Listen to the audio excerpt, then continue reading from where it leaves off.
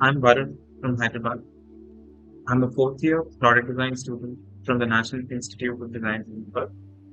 I'm doing my final year graduation project with IIT Delhi. It is the same project I hope to collaborate with the organization. My brief for this project is to build experiences for the visually impaired. And I'm working under Professor PVM Rao and Professor Gourab. How did I go about my research for this project? So I have visited multiple organizations like NAB, Saksham, Devnar, NCHD, and I've interviewed all the special educators, counselors, trainers from all these organizations. So after gaining plenty of insights from these conversations, I have narrowed down to one intervention that can create a positive impact. So the intervention I've identified is to build an experience room or a space in any blind space. You can call it an escape room, a sensory room, or a social room. But the target audience for this room are 4 to 12-year-old visually impaired children that are basically from UKG to 4th grade, which is basically pre-primary to primary.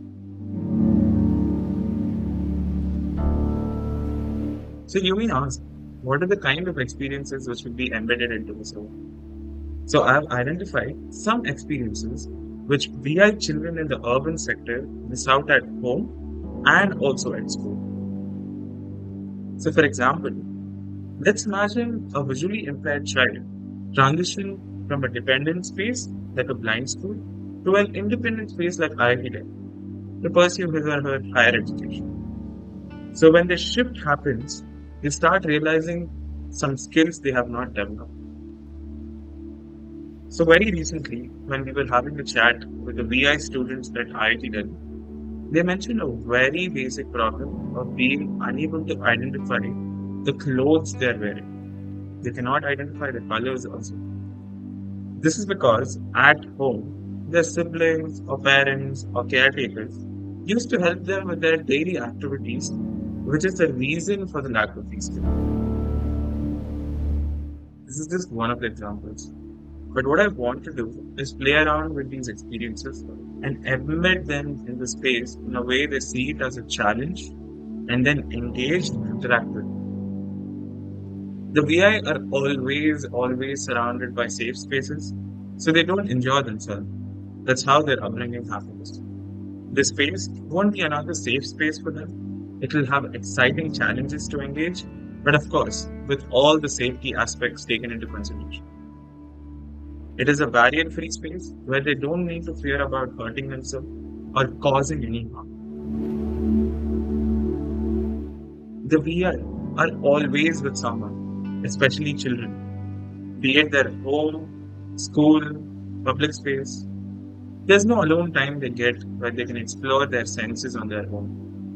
For that to happen, children need to have a space where they are alone without any supervision.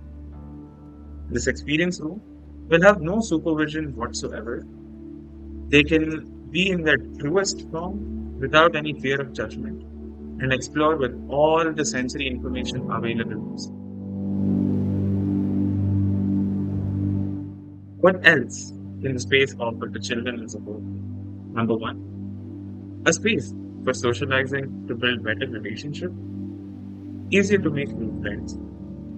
Number two, a space for when they're feeling anxious and to reduce stress. They should be able to calm themselves down, feel comfortable in the space. Number three, a space for passing their free time, preventing idleness and isolation. So oftentimes it's hard for the VI to socialize. When the sighted socialize, they can read their expressions and judge if the other person wants to talk. But in the case of VI, the only information they have is maybe the sound of their breath or maybe their body movement. Number four, it's a space for subconscious mobility training. So the way we teach frog jumping today is to lift the child and make them sit down by brute force, or even teach children how to operate a computer keyboard. We simply put them in front of it and ask them to press any keys they want to, but there's no feedback to what they're pressing. So after noticing these, what I felt was anything in this room the VI has to interact with, the object or an artifact should have an immediate and a quick feedback. The reason is that they shouldn't feel like they're missing out on any information, and they should not have the need to ask their sighted counterparts about it. They should be able to feel independent inside this. The last twist and the most unique part of this proposition is that it goes without saying that any sighted individual who enters this room has to enter blindfolded. Almost all the teachers in the blind school are sighted teachers, and let's imagine one of the teachers taking a class in this room. The amount of things he or she can learn about how the children feel will automatically make them innovate new teaching learning methodologies. So most of the time, we take our sight for granted. It is the same with parents. I've seen so many parents asking teachers how can they help their child so that they can learn and develop quickly. Teachers tell them to be patient and consistent with whatever they're doing. But let's say, instead of waiting in the parents' waiting room, the parents go and interact with their children blindfolded.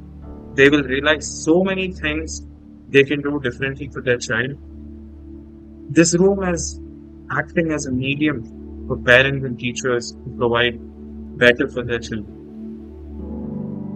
So, this is the overall concept of the room I was envisioning, and I'm hoping there are sparks in your mind about the concept. I kindly request to note down your feedback and convey the same to me. I'll be grateful for that.